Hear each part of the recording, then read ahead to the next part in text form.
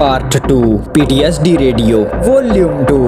Video start करने से पहले एक बात बता दूं, तो पहले पार्ट के अंदर जो लड़की थी ये उसकी पास्ट की स्टोरी है। आपको स्क्रीन के ऊपर दिख रही होगी जब उसके बाल काटे नहीं गए थे, तो ये इसकी पास्ट की स्टोरी है। अगर आपको अभी भी कोई डाउट है मेरे पिछली वॉल्यूम जाके देखिए, उसका लिंक डिस्क्रिप्शन में है।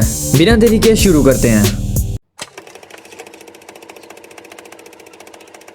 क्या ये तो फिर से हो रहा है? ये फिर से आ गया। नहीं, पीछे हट जाओ, मुझसे दूर चले जाओ।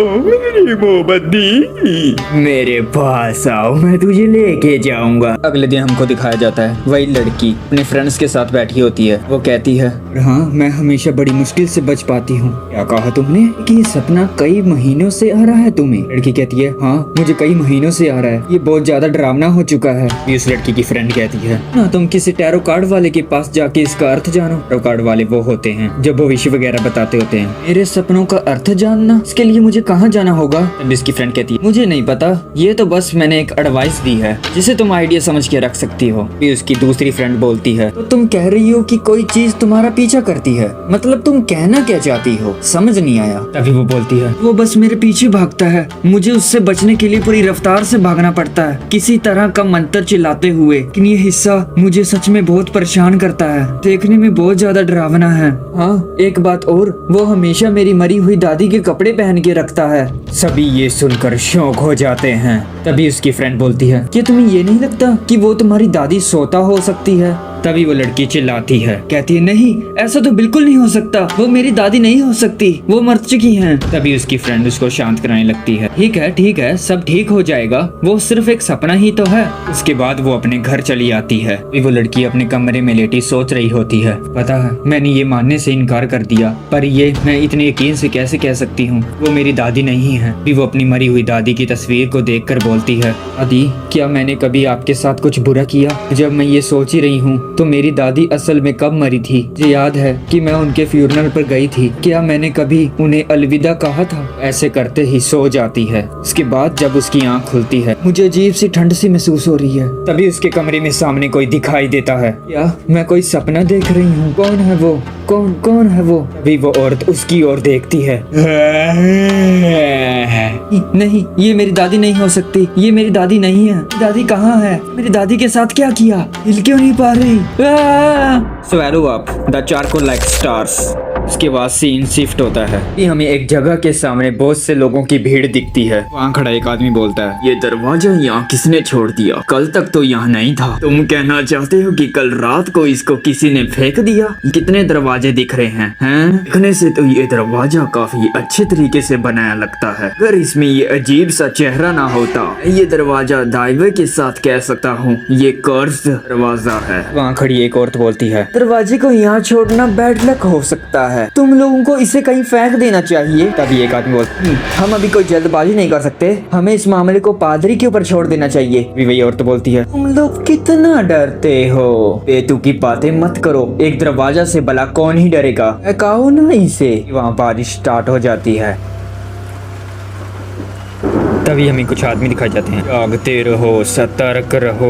तभी एक आदमी बोलता है, इतनी तेज बारिश के अंदर लोगों को हमारी आवाज भी नहीं सुन रही होगी, पेट्रोलिंग करने का क्या ही फायदा? मुझे नहीं लगता इतनी बारिश होगी। चलते वो एक जगह के ऊपर पहुंचते हैं। वाह मैं तो पूरी तरह से भीग गया हूँ। वहाँ पर कुछ आदमी बैठे होते हैं। तभी पेट्रोलिंग करने वाला कहता है, जब हम अपना काम कर रहे होते हैं तो तुम लोग बैठे यहाँ शराब पीने का आनंद ले रहे हो। तभी एक आदमी उठते कहता है, क्या हमारी शिफ्ट बदलने का समय हो गया इतनी जल्दी? से ये पता चलता है कि हंसी मजाक करने से वक्त का पता ही नहीं चलता। चलो अब बारिश में बाहर निकलो और अपने सिस्टम को शराब से दूर रखो। एक आदमी कहता है, हमें छुट्टी दे दो। भी दूसरा आदमी बोलता है, क्यों ना मैं तुम्हें कुछ बताऊं जिससे शांति रहने में मदद मिले। ये उसी दरवाजे के बारे में है जो आज गेट के सामने पड़ा हुआ था। ऐसा कहते हैं कि बरसाती रातों में दरवाजे को खुद म खुद चलते हुए देखा जा सकता है। भी वहाँ बैठे सभी आदमी ये सोच के ही डर जाते हैं, तो तुम हमें डरा क्यों रहे हो? अभी वो कहता है, ओ तुम खुद ही क्यों नहीं अपनी आंखों से देख लेते? क्या पता दरवाजे पे बनी वो औरत तुम्हें चलती हुई क्यों ना दिख जाए रास्ते में। तभी सामने बैठा हुआ आदमी बोलता है,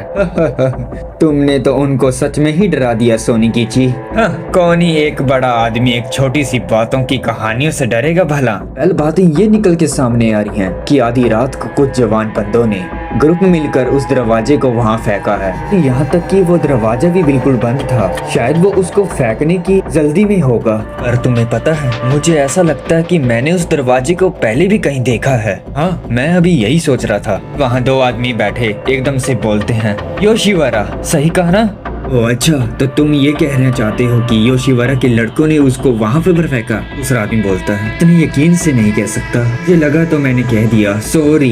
भी सामने बैठा आदमी कहता है, क्या तुमने वो स्टोरी सुनी है, टैम की प्रेम कहानी? भी दूसरा आदमी कहता है, कहानी ना, समुराई और कोकोशी जोरो के बीच में। वाह, क्या तुम किसी नाटक के बारे में बात कर रहे हो? तभी वो आदमी कहानी सुनाना शुरू करता है। साल पहले की बात है। जाहिर तौर पर वहाँ कुछ डोजो में एक लड़का था जो योशिबुरा की वेश्या के ऊपर पैसों की बारिश करता था। मुझे लगता है कि वो उसके रोज के ग्राहकों में से एक था। हालांकि ये कहा गया है, मैं उनके सामने तो नहीं कहूँगा, लेकिन तुम लोग तो जानते हो ना, कितने सारे समुराई गरीब परिवारों से ही आते हैं ना। अंत में जब उसके सारे पैसे खत्म हो गए, उसने अपना सारा कुछ गिरवी रखना शुरू कर दिया ताकि वो योशिबुरा में जा सके। डोजो में उसके साथ के लड़कों ने उस लड़के को बहुत सा डांटा। ये सब तो फिर भी ठीक है, लेकिन आखिरी दिन जब उसने वेश्या को देखा था तो कहा था, वादा करता हूँ मैं अपना ये संबंध बनाने के लिए वापस जरूर आऊंगा, मेरा इंतजार करना। शक ऐसा कोई तरीका नहीं था जिससे वो वहाँ पर जा सके, बिकॉज उसके पास इतने पैसे नहीं थे। शायद उसको अजीब लगा, लेकिन उसके बाद उसने समुराई ने वेश्या के पास जाना बंद कर दिया।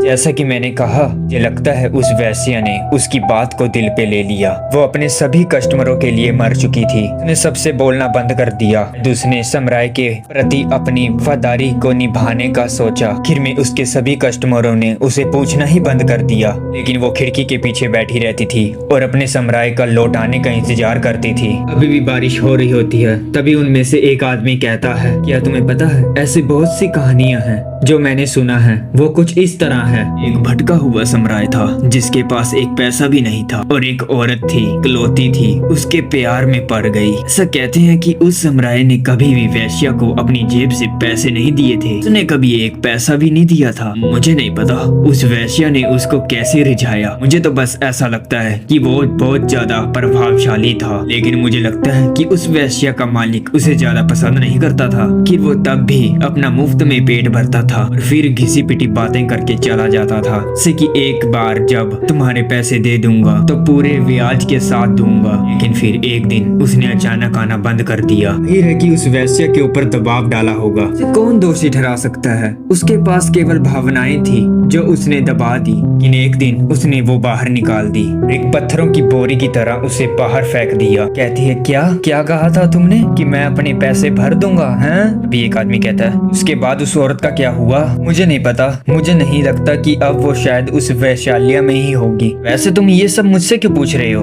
अरे मुझे भी कुछ ऐसे ही याद आ गया था। उसने मेरे मुंह का स्वाद बिगाड़ दिया, बस और कुछ नहीं। तभी सभी उसकी तरफ देखकर घूरने लग जाते हैं। वो कहता है, असल में एक वेश्या थी जिसके साथ मैं बहुत पहले सोया था। हालांकि जब भी वो मेरा जाम डालती थी तो हमेशा एक आदमी के बारे में बात करती थी। उससे कहता था कि उसके पैसे जल्दी दे देगा और मुझे ये सब सुनने के लिए बैठना पड़ता था, जैसे कि किसी पे आप किसी का मनोरंजन कर रहे हैं। वो बहुत खुश होकर उसके बारे में बात करती थी, इसलिए मैं चुपचाप सुनता रहता था। मैं हमेशा सोचता था कि एक वेश्या अपने कस्टमरों के साथ ऐसे ही रहती है। उसके बाद मैंने अपना काम पूरा किया और अपने रास्ते पर निकल लिया। लेकिन जब मैं जा रहा था तो मैंने कुछ लोगों की बातें करते हुए सुनी। बातें कर रहे थे कि वही वेश्या उस गली में कटी हुई पड़ी मिली। औरत पूरी मेरे दिमाग में चल रही थी। इन आखिर में हम तो सिर्फ एक रात के ही प्रेमी थे। मैं कुछ और नहीं कर पाया, लेकिन मैं पूरा शौक हो गया था। मुझे यकीन नहीं हो रहा था कि मैं बस सिर्फ उससे एक रात पहले ही मिला था। और कहा गया कि जिस आदमी के बारे में बात कर रही थी उसी ने ही उसको मारा है। ऐसा है तो वो उसकी भावनाओं के साथ खेल रहा था। शायद ये बात फैलने से पहले वो अपनी इज्जत बचाना चाहता था। अभी दूसरा आदमी कहता है, सोनिकीची, क्या वो दुकान नाकामोची के पीछे की तरफ थी? वहाँ पर वो कागज की लालटेन लटकाई हुई है। अभी वो कहता है, हाँ ये सही है। इसके बारे में क्या मैं सही हूँ? ये तो वो दरवाजा उसी दुकान का था जिस पर एक औरत का चेहरा है। ये सुन के सब हैरान हो जाते हैं और उसकी तरफ शौक से देखते हैं। क्या ऐसा हो सकता है? भी कहानियां हमने एक दूसरे को सुनाई हैं। किसी न किसी तरीके से एक साथ जुड़ी हुई हैं, तभी वो इकट्ठा हो जाते हैं और उस दरवाजे के बारे में बड़ी गहरी से सोचते हैं। भी बारिश रुक जाती है। कहता है कि बाकी लोग अच्छा समय बिता रहे होंगे, वैसे भी 2 घंटे बीत चुके हैं। भी उनकी ओर एक दरवाजा खुलता है।